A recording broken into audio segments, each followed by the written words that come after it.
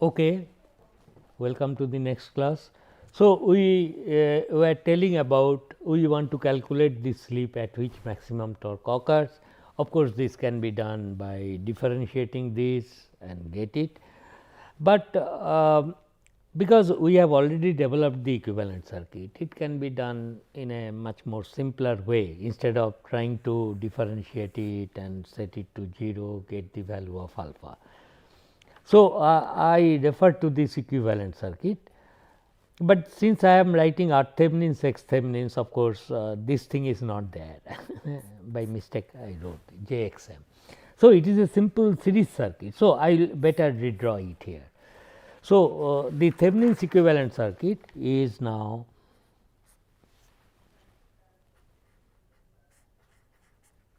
R Thevenin's X Thevenin's, and there will be no X M because already Thevenin's equivalent between these two circuits I have found out. This is V 1 and this is X 2 dashed and this is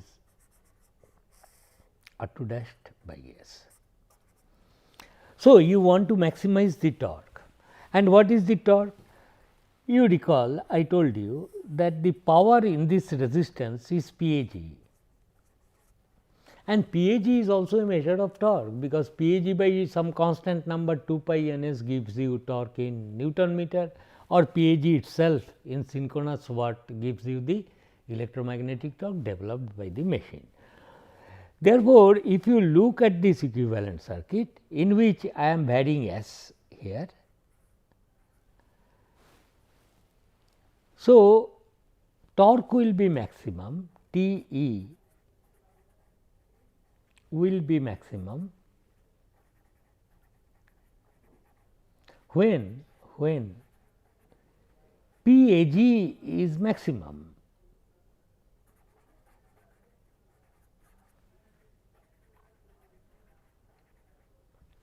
If air gap power is maximum, at what slip, if I can calculate that, then torque will be also maximum, because torque is nothing but PAG, that is the whole idea. Therefore, in this circuit, it is now a circuit problem. There is a circuit, forget about motor, there is a variable resistance here. Why it is variable? Because S will be changing. I want to find out at which S T is maximum. Therefore, I want to maximize the power in this resistance. So, why not apply maximum power transfer theorem, which we have already learned, and do not try to just differentiate this expression of torque, not like this way we will not do. So, T E will be maximum when PAG will be maximum, that is at what slip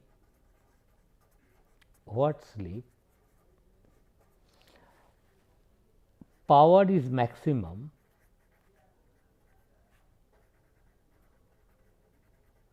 in this resistance R 2 dashed by S. That is what you have to find out, and we know it is an AC supply. So, all the impedances looking from this can be considered to be the impedance of the source along with V 1. V 1 is the source as if it is the internal impedance, and here is a variable resistance, and power is maximum when R 2 dashed by S, this value of the resistance is equal to the magnitude of the impedance of this internal impedance of the source, that is it must be equal to this R Thevenin's plus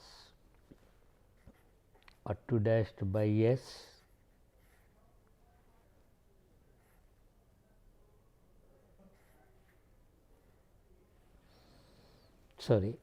it will be equal to square root of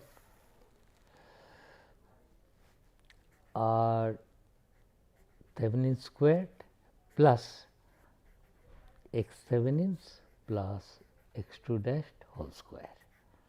It is at that value of slip torque will be maximum. That is this is equal to nothing but R2 dashed by alpha. I am interested to know what is the value of alpha. Anyway, we put it like this. If this is the case, then this is the slip at which maximum torque will occur will be alpha is equal to R2 dashed under root this one.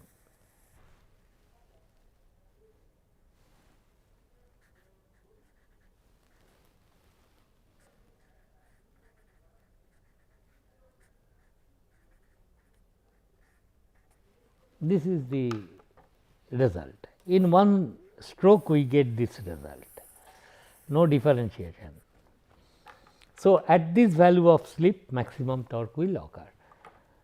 Then the next question was, then what is the value of this maximum torque? T max, T e, general expression of T e is equal to, many a times I have written, it is nice to write over and over again, so that it comes to, we easily can write it. So, this is equal to this was for any value of slip R2 dashed by S, this is R Thevenin's plus R2 dashed by S whole square plus X Thevenin's plus X2 dashed whole square. This was the general expression of that. Now, if you want to calculate T max,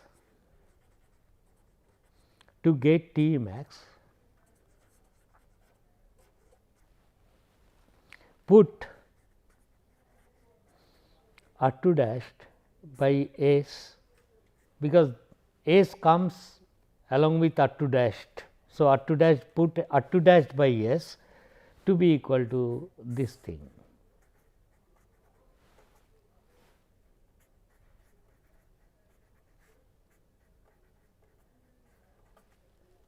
Put this above in the above equation, and then your T e max will be equal to 3 V Thevenin squared by 2 pi n s, it is there. Then on the top this one is nothing but this. So, put that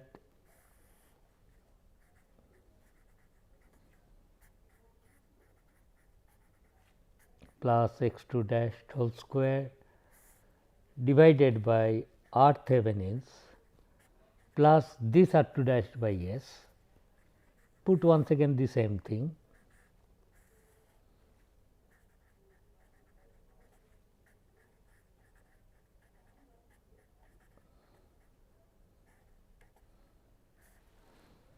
plus of X Thevenin's plus X2 dashed whole square. This will be the value of T max. No, this is squared. So, this will be the value of T max. Now, it looks quite, do not try to memorize this because no point, but only thing is this can be further simplified in a nice form. For example, you expand the numerator, then what will happen? There will be R Thevenin square plus X Thevenin square, A plus B whole square, like that, and also here will be another X Thevenin square coming, is not? It will be like that, you just expand it, and here it was correct now everything. So, this is equal to 3 V Thevenin square by 2 pi n s into, so it will be R Thevenin square, let me write A square plus B square here, there, here it should be R Thevenins. No? Please note that this is R Thevenins. By mistake I wrote. So, this is R Thevenins. So, if you remove this, so A square plus B square will give you 2 R Thevenin square plus x Thevenin plus x 2 dash squared. So, this is A square plus B square plus 2 A B term.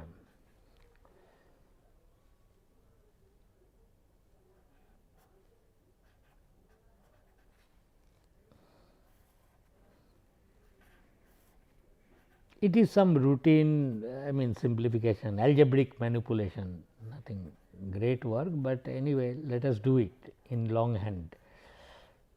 So, 2 A B term plus x Thevenins plus x 2 dash whole square. So, what I will do it, I will write it, there was one x Thevenins plus x 2 dash whole square coming from here and there was already there, and on the top it is 1.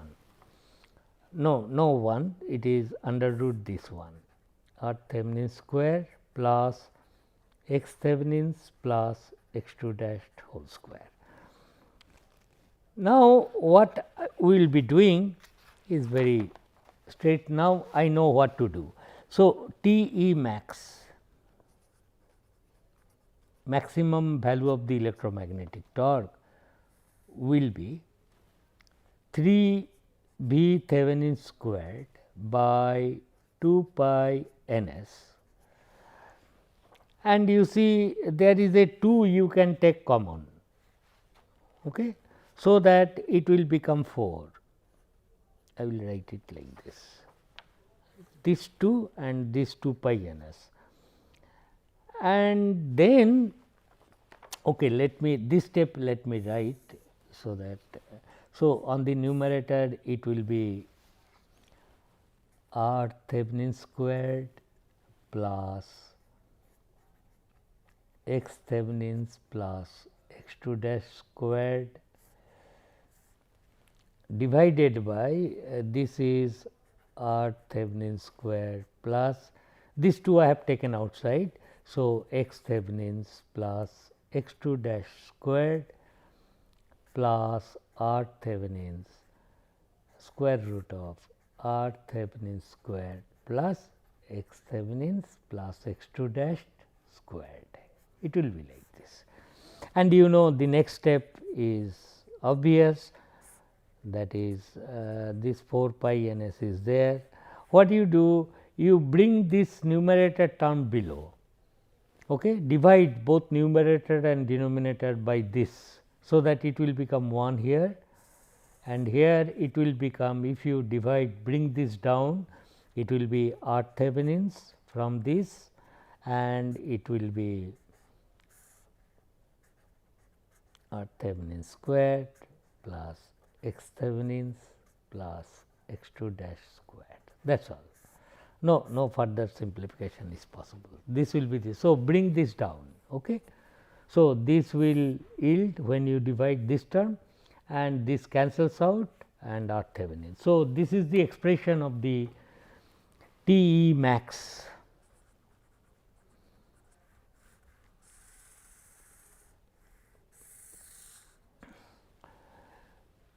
Okay. You must agree with me, if x m is also neglected in the equivalent circuit, if you neglect x m, then R Thevenins and x Thevenins will be simply R 1 and x 1. If x m not neglected, if x m is high, very high, is high, so that in the equivalent circuit x m come in parallel, this x m then can be treated as open circuit, and then of course, your V Thevenins will be equal to V 1, your R Thevenins will be equal to R 1 and x 1, and it is already in that Thevenin's equivalent form. source with its internal resistance if x m is very large compared to this R 1 x 1 this series things. It is obvious. So, if x m is high, then you know V Thevenin's will be equal to V 1 and R Thevenin's is nothing but R 1 and X Thevenin's is X 1. You just remember that so that you can calculate the electromagnetic torque very efficiently. So, two things we have got. One is the value of the slip at which maximum torque occurs, that is alpha, and that value was equal to, I wrote earlier, that value was equal to 1 over square root of R Thevenin squared plus X Thevenin plus x 2 dash squared. This is the slip at which maximum torque occurs and this is the value of electromagnetic torque. So, these are the two most important formula of a 3-phase induction motor. The problems are like this, that all equivalent circuit parameters are known, then sketch the torque slip characteristics, take some typical values of slip, and in today's in terms of today's way of calculating, you can write a small program. Okay, slip changes from 0 to 1, calculate T from these two expressions, sketch it, and then you can also calculate T max, and the slip at which T max occurs means this is the torque slip characteristics. I told you it was like this.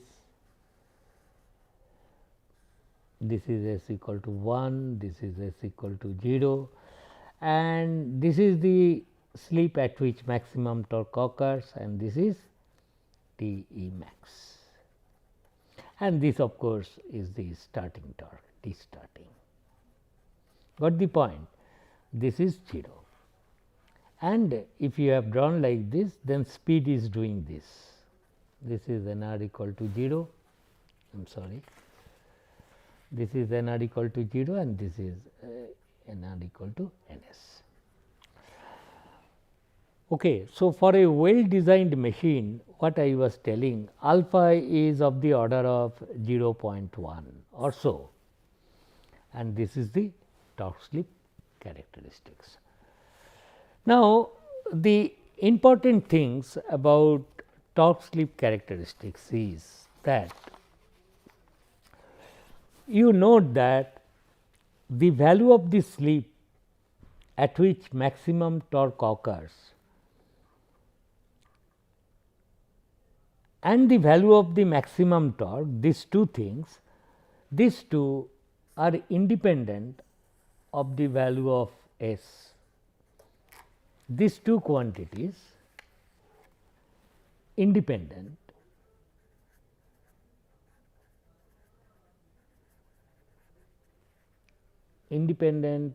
of R 2 or R 2 dashed. R 2 and R 2 dashed are one and the same thing, reflected value. Therefore, T maximum and alpha, the slip at which maximum torque occurs, are independent of the value of alpha. Okay. Acha, we will come to this slightly later, but let us now try to understand what is going to happen to this torque slip characteristics if rotor resistance is increased. For example, I have told you this is your stator which you are energizing, and this is your rotor which also houses a 3-phase winding.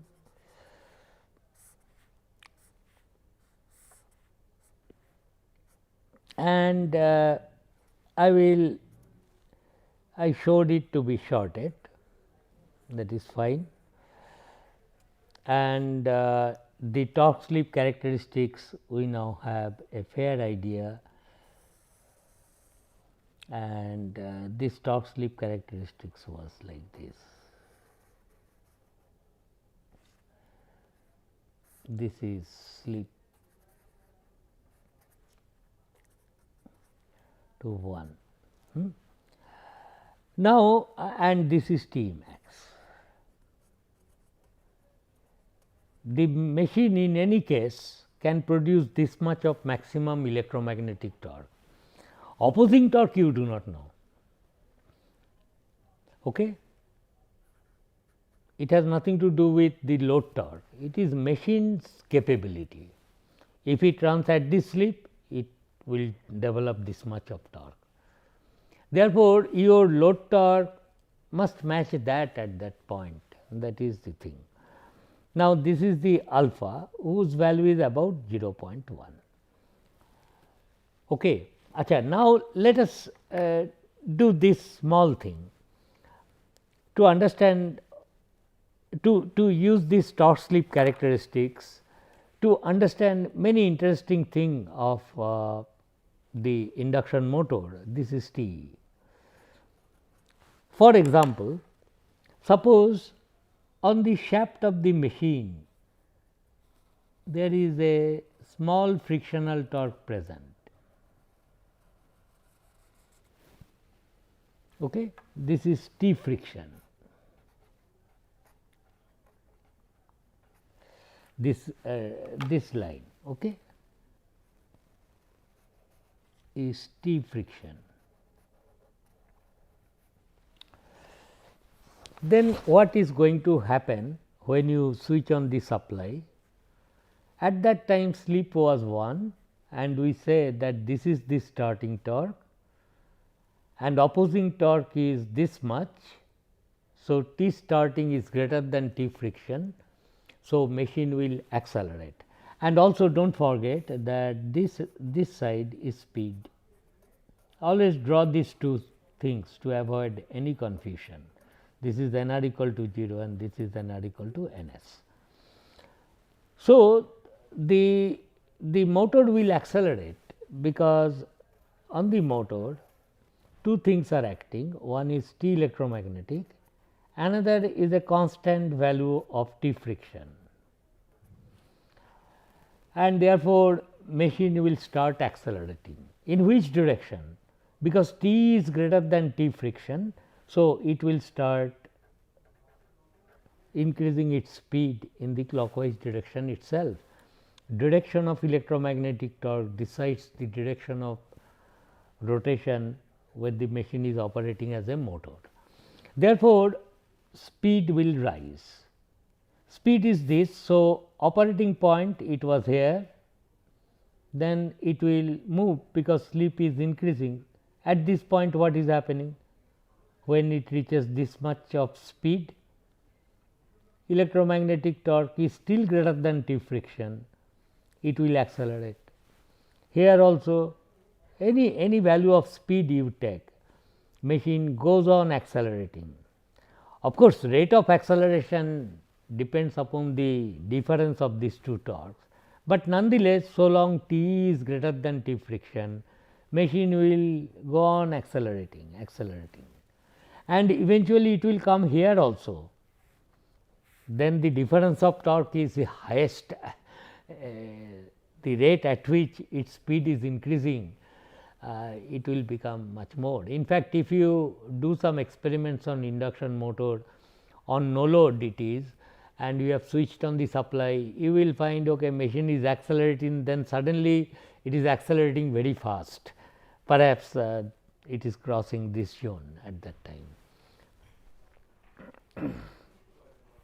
But nonetheless, T max is greater than T friction, it will accelerate and operating point will shift, and in this way it will come here when the electromagnetic torque developed by the machine will be equal to the opposing T frictional torque, and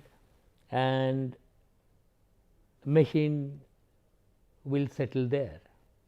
Therefore, it will run at a speed very close to synchronous speed. This is ns in terms of speed. The operating point will be this one. It has to develop certain amount of electromagnetic torque, which will match the friction, and yes, the machine is capable of doing that, and it is here it does so. Therefore, at no load, no load means only opposing torque is frictional torque. At no load, speed motor will settle down,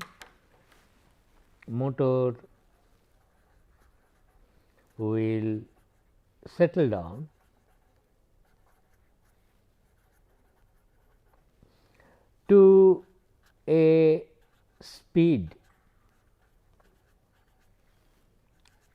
called NR0, no load speed, NR no load. This point is NR0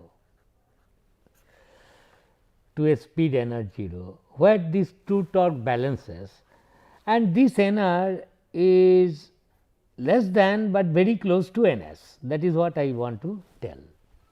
Why it is very close to NS? Because T friction itself is small and machine will settle down there.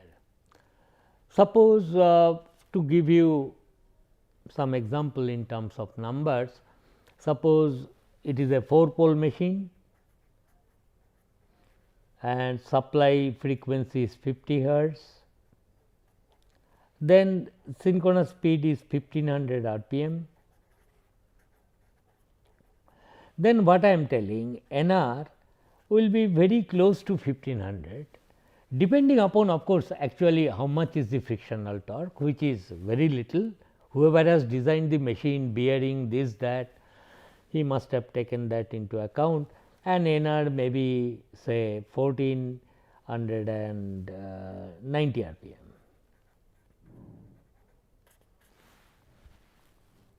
So, it will be the operating point under no load will be very close to the synchronous speed ns, but less than that. Had there been no friction at all, then machine would have accelerated, then this line is not there and it will come here. When the opposing torque is 0, electromagnetic torque developed by the machine is 0, and machine will settle down to synchronous speed.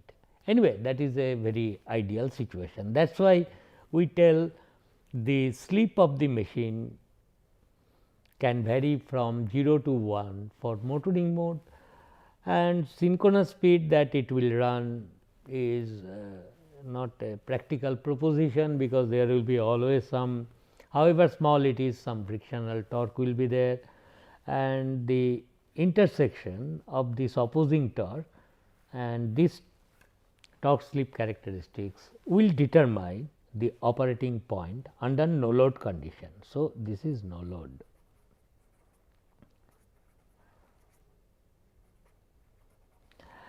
We will discuss further, because this torque slip characteristics, as I told you, can help me to understand many other finer points of a 3-phase induction motors. Thank you.